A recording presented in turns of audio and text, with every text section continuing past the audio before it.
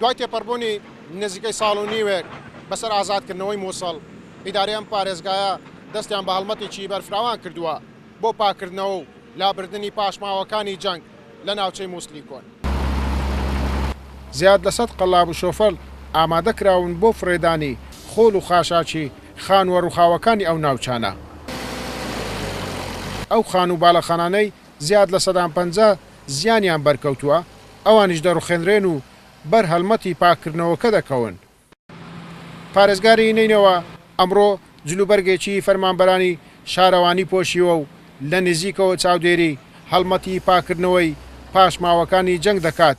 ئەو دەڵێت هەڵمەتەکەیان بەردەوام دەبێت تاوەکو هەموو یادەوەرەکانی داعش لێرە لابەرن. تستمر هذه الحملة لحين الانتهاء من مسح ذكريات داعش مثل ما هەڵمەتێکی بەرفراوانمان دەست پێ کردووە. هەموو یادەوەریەکانی داعش لێرە لا دەبین. هەموو ناوچەکەش لە پاشماوەی جەنگ پاک دەکەینەوە.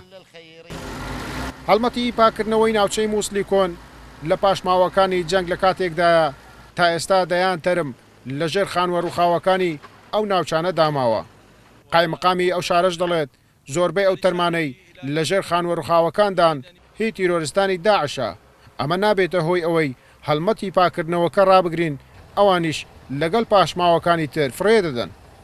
لا زالت بعض إشلاء جثث لداعش هي تحت الأنقاض من جراء العمليات العسكرية. تا ئێستا تەرمی داعش لەژێر خانوە ڕووخاوەکاندا ماوە. بەپێی توانە ئەو تەرمانەی بەرچاو بکەوێت جیای دەکەینەوە و ڕادستی هێز ئەمنیەکان دەکەین. بەڵام بەشێکیانیش تێکەڵی خۆڵ و خاشاک بووە. بۆ ئەوەی کاریگەری لەسەر خاوبوونەوەی هەڵمەتەکەمان نەبێت، ناچار لەگەڵ پاشماوەکانی جەنگ فرێ دەدەین. بڕیارە لە ماوەی 6 ڕۆژ تەواوی ناوچەی مووسڵی کۆن لە پاشماوەکانی جەنگ پاک بکرێتەوە. بەڵام بەهۆی زۆری مینی چێنرا و لەژێر خانوەکان هەڵمەتی پاکردنەوەکە بە خاوی بەڕێوە دەچێت. جماعة المعالجة العسكرية تیمی پوچەڵکردنەوەی مینمان لەگەڵا. تا ئێستا 23 مینی چێنراویان لەژێر خانوە ڕووخاوەکاندا پوچەڵ کردوێتەوە.